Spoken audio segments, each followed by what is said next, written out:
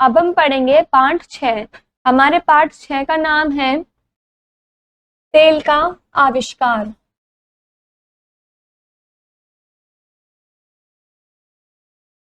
रवि के पिताजी कार चला रहे थे। रवि भी कार में बैठा था। रास्ते में एक पेट्रोल पंप था।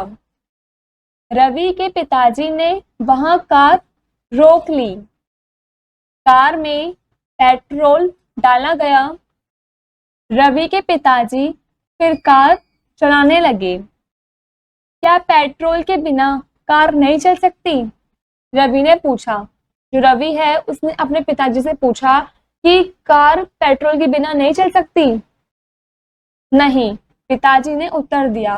जो रवि के पिताजी है उन्होंने उससे मना करा कि नहीं, जो कार है वो पेट्रोल के बिना नहीं चल सकती। वाहनों को चलने के लिए ईंधन की आवश्यकता होती है और कार का ईंधन पेट्रोल है।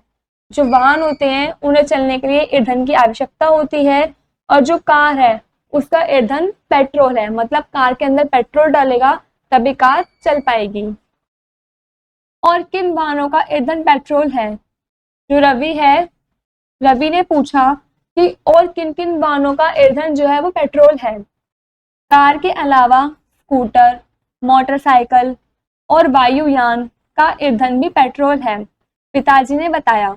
जो रवि के पिताजी हैं उन्होंने रवि को बताया कि कार के अलावा स्कूटर, मोटरसाइकिल, वायुयान, इन सब का जो ईंधन है वो भी पेट्रोल ही है। मतलब ये सब भी पेट्रोल से ही चलते हैं।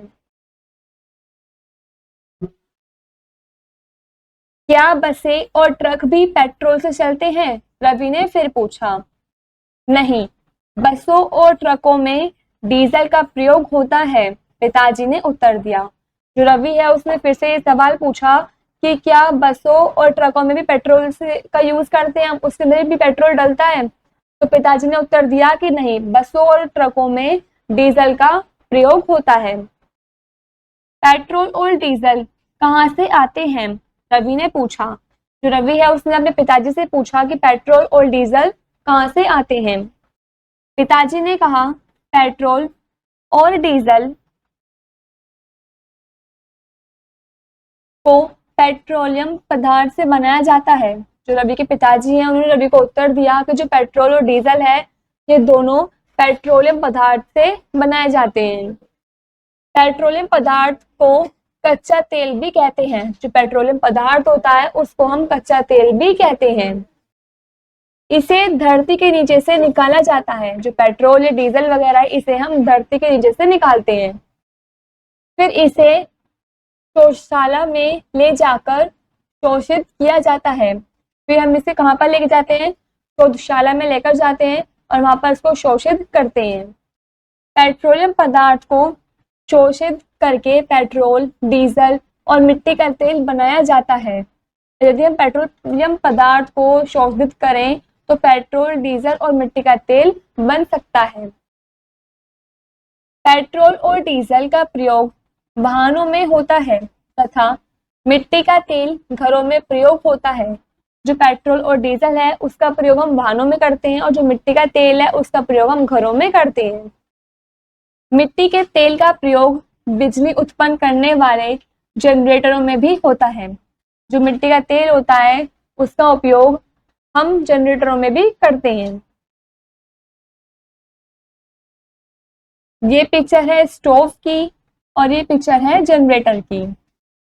तो क्या अगर हम बगीचे को गहरा खोदें तो पेट्रोलियम पदार्थ पा सकते हैं? रवि ने उत्सुकता से पूछा। जो रवि है उसने अपने पिताजी से पूछा कि यदि हम बगीचे में गहरा खोदें तो क्या उसमें से हमें पेट्रोलियम पदार्थ मिल सकता है? पिताजी ने समझाया, पेट्रोलियम पदार्थ धरती के नीचे हर जगह नहीं होता। तेल के कुएं भारत में बहुत ही कम जगह पर हैं। जो रवि के पिताजी हैं उन्होंने रवि को समझाया कि जो पेट्रोलियम पदार्थ है वो धरती के नीचे हर जगह नहीं मिलता है। तेल के कुएं भारत में बहुत ही कम जगह पर हैं। कुछ कुएं गुजरात में और कुछ कुएं असम में हैं। मुंबई के पास समुद्र तट पर भी पेट्रोलियम के लिए खुदाई की गई है। जो रवि के पिताजी हैं उन्होंने रवि को बताया कि जो कुछ कुएं हैं वो गुजरात में हैं और कुछ कुएं असम में हैं और मुंबई के पास जो समुद्र तट है उस पर भी पेट्रोलियम के लिए खुदाई की गई है। रवि ने पूछा, पेट्रोलियम के कुएं किन देशों में मिलते हैं? पिताजी ने बताया, पेट्रोलियम के कुएं अधिकतर अरब देशों में पाए जाते हैं।